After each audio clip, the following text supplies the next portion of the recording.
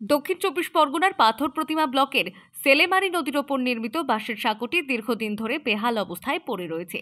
গোপালনগর ও দুর্বাচটি গ্রাম পঞ্চায়েতের সংযোগকারী এই সেতুটি প্রায় 50 মিটার দীর্ঘ। প্রতিদিন কলেজ ও স্কুলের ছাত্রছাত্রী, বাজারের লোকজন সহ কয়েক হাজার সাধারণ যাত্রী এই সেতু দিয়ে পারাপার করেন।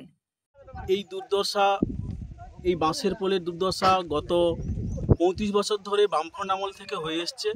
তৃণমূল এসছে ক্ষমতায় এবং এমএলএ সাহেব সমীর কুমার জানা, যাকে আমরা উন্নয়নের কাণ্ডারি বলি, উনি আমাদের এখানে এসে 3-4 বার উদ্বোধন করেছেন।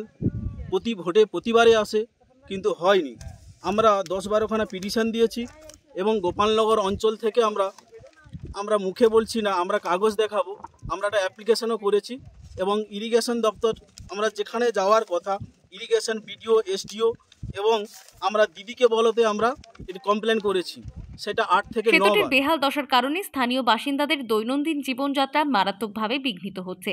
অসুস্থ রোগীকে দোলায় বসিয়ে নিয়ে যাওয়া, মহিলাদের কলের জল আনা, বাজারের মালপত্র নিয়ে যাওয়া সবই কঠিন হয়ে পড়েছে। এলাকার মানুষের অভিযোগ, ভোটের আগে সব রাজনৈতিক দলই সেতু নির্মাণের প্রতিশ্রুতি দিয়েছিল, কিন্তু ভোট চলে যাওয়ার পর সেই প্রতিশ্রুতি ভেস্তে গেছে।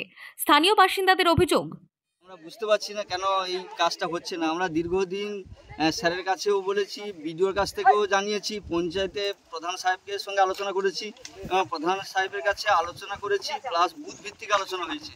এবং আমরা 23-24 আর্থিক বছর সেখানে পঞ্চায়েতে যে কর্মী সভা হয়, সেখানে পাড়া সভা হয়, পাড়া কমিটির বৈঠকেও আমরা আলোচনা করেছি।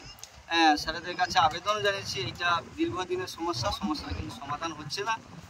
সমীরবাবুর কাছেও দীর্ঘদিন আগে আমরা এই রিসেন্ট 2 মাস আগে গেছি, উনিও কথা দিয়েছেন করবেন, কিন্তু কাজ হচ্ছে না।